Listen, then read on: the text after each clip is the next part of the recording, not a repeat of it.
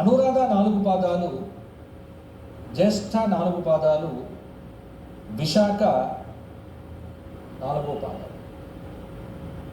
వృశ్చిక రాశి వారికి ఆదాయం 11, వ్యయం 5, రాజ్యపూజ్యం 2, అవమానం 6.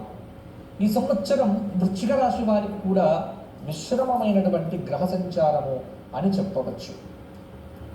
దైవబలం అనేటువంటిది వృశ్చిక రాశి వారిని సదా కాపాడుతూ ఉంటుంది. అష్టమస్థాన బృహస్పతి, భాగ్యస్థాన బృహస్పతి యొక్క అనుగ్రహం. అష్టమ స్థానంలో ఉన్నప్పుడు ప్రతికూలత ఎక్కువ, అనుకూలత తక్కువ. అలాగే శనైశ్చరుడు పంచమ స్థానంలో చికాకులు అధికంగా పెట్టే అవకాశం కనిపిస్తూ ఉన్నది. చతుర్థ స్థానంలో రాహువు ఉన్నప్పటికంటే డిసెంబర్ నుంచి పంచమ స్థానంలోకి వెళ్ళడం వల్ల, 3వ స్థానంలోకి వెళ్ళడం వల్ల ధనలాభము, కీర్తి ప్రతిష్టలు వృశ్చిక రాశి వారికి పెరుగుతాయి. అలాగే సామాన్య గ్రహ ఫలితాలు అని కూడా చెప్పవచ్చు. ఆదాయ వ్యయాలు సమానంగా ఉన్నప్పటికీ కూడా బంధుమిత్రుల ద్వారా ధన వ్యయం అనేటువంటిది కూడా అధికం అయ్యే ఆస్కారం ఉంది. ఫిబ్రవరి, మార్చి నెలల్లో కూడా వాహనాదులు కొనే అవకాశం కనిపిస్తూ ఉన్నది.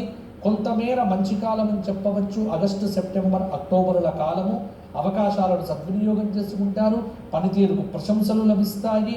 ప్రణాళికాబద్ధంగా పనులు చేపట్టి పూర్తి చేస్తారు. మిమ్మల్ని ఇబ్బందులకు గురి చేసేటువంటి వారిని ఒక కంట కనిపెడుతూ ఉండండి. స్థిరాస్తికి సంబంధించిన వ్యవహారముల యందు ఒక కీలకమైనటువంటి అడుగు ముందుకు పడుతుంది. ప్రయాణ సౌఖ్యం ఉంటుంది. ఇబ్బందులు అధిగమిస్తారు. అలాగే ఈ సంవత్సరం అంతా కూడా వృశ్చిక రాశి వారికి విశేషమైనటువంటి సుబ్రహ్మణ్య స్తోత్ర పారాయణంతో పాటుగా సుబ్రహ్మణ్య అభిషేకం చేసుకోవడము, అలాగే సుబ్రహ్మణ్య దేవాలయ దర్శనము, సర్ప దేవాలయ దర్శనములు, అలాగే సర్పములకు సంబంధించినటువంటి స్తోత్ర పారాయణాదులు చేయటం వల్ల కూడా అనుకూలత పెరుగుతుంది, ప్రతికూలతలు తగ్గుతాయి. గోపూజ చేయండి.